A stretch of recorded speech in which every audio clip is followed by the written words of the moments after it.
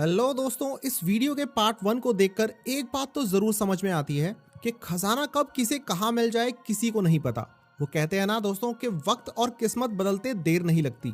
खजाना कहां छुपा हो सकता है कोई नहीं जानता।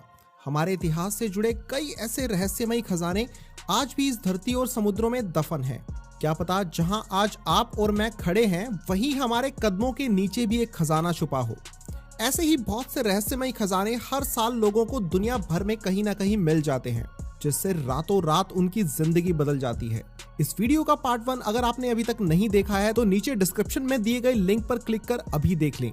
आज की इस वीडियो में मैं आपको मिलवाऊंगा कुछ ऐसे ही खुशनसीब लोगों से जिन्हें बहुत ही अजीब जगहों पर खजाना हाथ लगा और वो रातों रात अमीर हो गए। Smith family. अमेरिका की स्मिथ फैमिली खजाना खोजने का ही काम करती है। पूरी फैमिली हर रोज खजाने की खोज करती है और इसी से वो लोग अपनी आजीविका चलाते हैं। साल 2015 से पहले ये लोग बहुत ही आम जिंदगी जीते थे, क्योंकि तब तक इनके हाथ ऐसा कुछ बड़ा हाथ नहीं लगा था।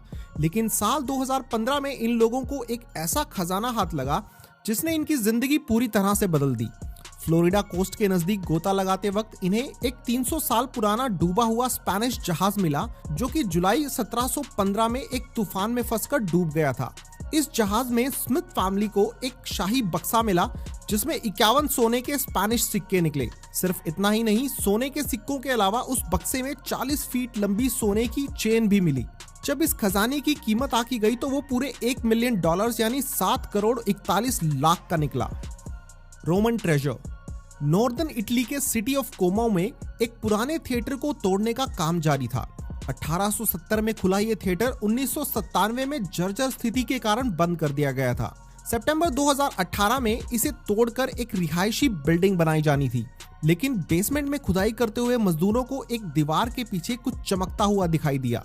जब पास जाकर देखा तो एक पुराने से जग में सोने के सिक्के भरे हुए थे। पुरातत्व विभाग ने तुरंत इसे अपने कब्जे में ले लिया। इन सारे सिक्कों पर ऑनोरियस, एंटोनियो और लीबियो सवेरा के शासनकाल की मोहरें थी, जिससे पता चला कि ये सिक्के 2500 साल पुराने थे और इनकी कीमत करोड़ों में थी। शायद किसी ने सालों पहले जानबूझकर इस जग को बेसमेंट में दीवार के पीछे छुपाया था, लेकिन इन्हें लेने वो वापस नहीं आ पाया। Frenchman treasure.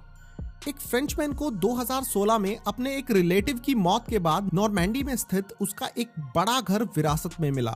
आप सोचेंगे कि कितना लकी है ये जिसके रिश्तेदार उसके लिए एक बड़ा घर छोड़कर गए, पर असल में ये इंसान कितना लकी था उसे भी इसका अंदाजा नहीं था। उसका ये घर रखने का कोई इरादा नहीं था, सो उसने घर को नीलामी में बेचने का डिसाइड किया। इसके लिए उसने ऑक्शनर अधिकारी मिस्टर निकोलस को अपने उस घर में बुलाया और घर व उसमें रखे सामान का मूल्यांकन करने को कहा।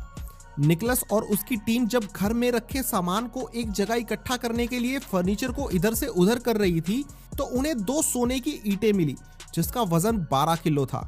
निकोलस और उसकी टीम ने जब और छानबीन की तो उन्हें घर में अलग अलग जगह से 1-1 किलो की 37 सिल्लियां भी मिली। फिर तो निकोलस और उनकी टीम जितना ढूंढ रहे थे उन्हें घर के अलग अलग हिस्सों में उतना ही सोना मिलता जा रहा था। आखिर उन्हें पूरे घर से 2 सोने की ईंटें और 37 सिल्लियों के समेत 5000 सोने के टुकड़े मिले, जिनकी कुल कीमत 3.5 मिलियन यूरोस यानी करीब 30 करोड़ 77 लाख रुपए निकली। और सिर्फ इतना ही नहीं, निकोलस को कुछ बिल्स और सर्टिफिकेट्स भी मिले, जिससे यह साबित हुआ कि यह सोना 1960 से लेकर 1970 तक खरीदा गया था। अब उस फ्रेंचमैन के पास सोने के साथ साथ उसके प्रॉपर बिल्स भी थे, जिससे कि वो उस सोने को किसी को भी बेच सकता था, और ऐसा ही उसने किया भी। Bom Jesus treasure.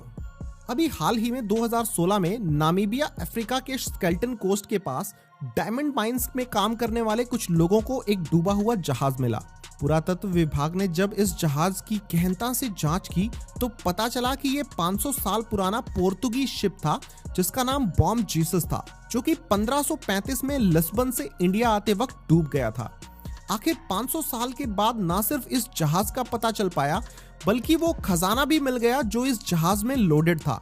कॉपर की कैनन्स में सैकड़ों सोने के सिक्कों के साथ हाथी के बेशकीमती दांत भी मिले।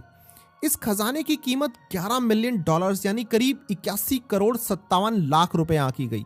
अब इस खजाने पर पोर्तुगल और नामीबिया दोनों अपना दावा ठोक रहे हैं। Mine treasure.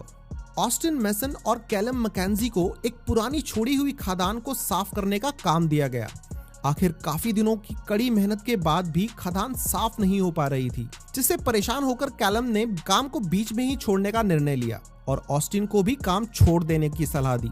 लेकिन ऑस्टिन नहीं माना और काम को पूरा करने पर अड़ा रहा। आखिर कैलम ऑस्टिन और खदान के काम को छोड़कर चला गया। लेकिन कैलम को कहाँ पता था कि वो खुद अपनी किस्मत को ठोकर मारकर जा रहा है। कैलम के जाने के ठीक एक दिन बाद ऑस्टिन को खदान में एक के बाद एक सैकड़ों सोने की ईंटें मिली। ऑस्टिन मालामाल हो चुका था। शायद इसीलिए कहा जाता है कि सब्र का फल मीठा होता है। दोस्तों, आपको ये वीडियो कैसी लगी मुझे नीचे कमेंट्स में जरूर बताएं और अगर इस वीडियो